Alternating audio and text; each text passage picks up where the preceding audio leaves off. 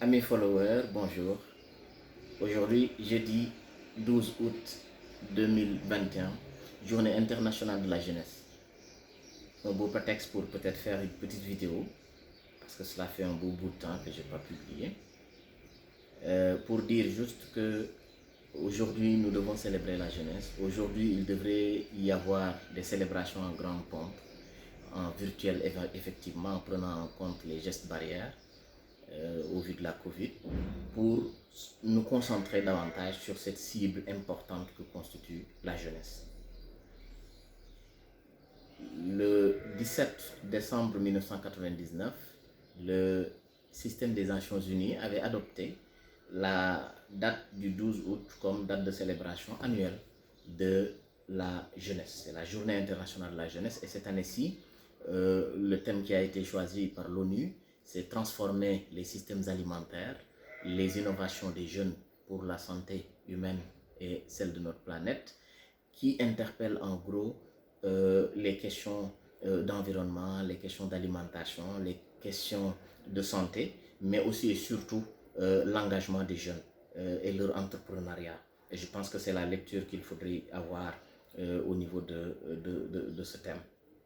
Préciser que la situation sénégalaise est une situation à la fois qui se présente en termes d'opportunités, d'autant plus que nous avons une population de 20 millions, de 16 millions 705 870 en 2020. Et sur ces 16 millions 700 000, nous avions 41,6% en réalité d'enfants, c'est-à-dire ceux qui sont âgés de 0 à 14 ans, 41,6%. Les jeunes, ceux qui sont âgés de 15 à 35 ans, ont une proportion de 33,1%. Donc les enfants sont déjà beaucoup plus nombreux que les jeunes. Et la frange adulte et vieux, c'est-à-dire ceux qui sont âgés de plus de 35 ans, sont de l'ordre de 25,3%. Donc si nous prenons toute la population sénégalaise, le quart seulement est constitué d'adultes et de vieux. Et donc les trois quarts sont constitués pratiquement d'enfants et de jeunes. Et donc cela nous interpelle et je pense que il y a eu un engagement fort des États africains le 2 juillet 2006 à Banjul, où on a ratifié un peu, où on a adopté du moins la charte africaine de la jeunesse. Charte africaine de la jeunesse qui a une disposition incroyable, parce que son article 26 déjà se planche sur ce qu'on appelle les responsabilités des jeunes. Donc la charte africaine de la jeunesse demande aux jeunes d'être en réalité responsables par rapport à leur propre vie, mais aussi par rapport à la vie de la communauté. Donc cela interpelle aujourd'hui toutes les questions qu'on a vues tout dernièrement de violence des jeunes, toutes ces questions en réalité de déviance, toutes ces questions en réalité de non-civisme, d'incivisme, etc. Et j'avoue que ça, c'est une interpellation qui, déjà, par rapport au contexte que nous vivons, amènerait vraiment à aller vers des assises vraiment nationales ou internationales portant sur la jeunesse sénégalaise globalement, avec la diaspora qui va être quand même incluse. Et je pense que il s'agira de trouver un accord peut-être entre les différentes générations pour que le passage du témoin se passe bien. Parce que si 25% seulement vont être des vieux dans une dizaine, quinzaine d'années et que le reste, les trois quarts de la population deviendront adultes dans 15-20 ans, ça veut dire que ces adultes, il faudra qu'on investisse sur eux. Et c'est là où je viens peut-être proposer ou rappeler peut-être les différentes propositions qui sont toujours faites et que je n'aurai de cesse de ressasser, à savoir la mise en place en réalité de politiques nationales de jeunesse. Ça n'existe pas au Sénégal et il faut le faire. Et déjà, la charte africaine de la jeunesse, à son article déjà 12, précisait qu'il fallait que les États mettent en place une politique nationale de jeunesse votée à l'Assemblée nationale. Ça n'existe pas au Sénégal et il faut le faire. À côté de cette politique nationale de jeunesse, il faut une politique en réalité nationale d'emploi aussi, parce que les problèmes d'emploi, c'est des problèmes essentiellement de jeunes, parce que ce sont les jeunes qui ont des difficultés à en trouver. Et donc, à côté de cette politique de jeunesse et de cette politique d'emploi, il faudrait aller vers la mise en place d'un dispositif cohérent, opérationnel, en faveur de l'autonomisation socio-économique, sociale et économique des jeunes. Je ne parle pas d'autonomisation en termes d'emploi, mais d'autonomisation socio-économique. Mais cela passerait également par une réadaptation de notre cadre juridique national. Parce qu'aujourd'hui, que ce soit dans le cadre social, que ce soit dans le cadre économique, comme dans le cadre politique, les jeunes ne participent pas suffisamment. Retenons le cas des élections locales qui se profilent à l'horizon. Déjà, les candidatures des jeunes sont déjà faussées dès le début par quand même, voilà, l'engagement politique qui refuse en réalité de se renouveler. Il faudrait également un vaste programme vraiment qui va dans le sens de proposer à chaque jeune une option. Moi, je dis que si beaucoup de pays africains copient sur le Sénégal en termes de conception, le Sénégal aussi copie beaucoup sur la France.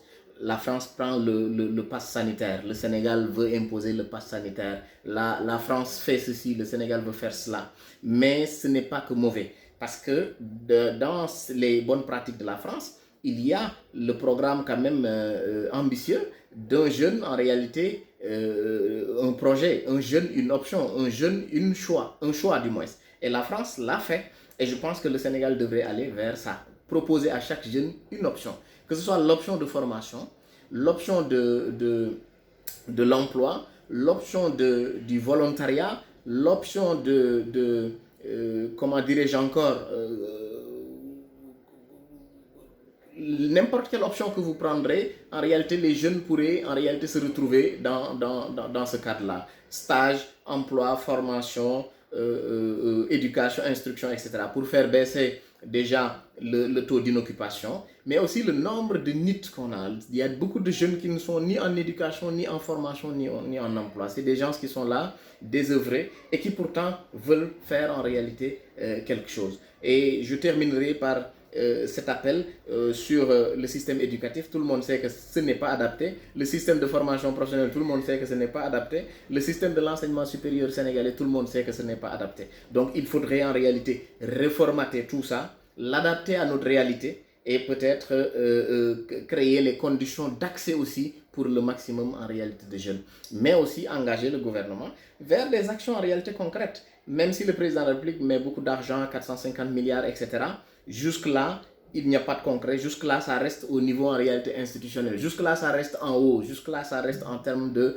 communication gouvernementale. Mais sur le concret, cela ne se fait pas sentir.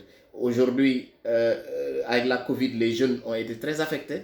Et il faudrait, ce sont même les plus affectés, que ce soit dans le monde professionnel comme dans les questions liées au chômage et à la formation. Vous avez même vu que le niveau d'instruction tend à baisser davantage parce qu'avec la Covid, l'apprentissage a subi quand même un certain nombre de coûts. Mais je pense que le gouvernement devrait quand même investir davantage. Le gouvernement fait déjà des choses, mais il faut investir davantage, faire davantage de cette jeunesse une priorité. Pas juste un leitmotiv ou un slogan qui revient à chaque discours, mais en faire une priorité et que la priorité transparaisse à la fois dans la budgétisation, dans les actions, avant d'être en réalité un sujet de discours.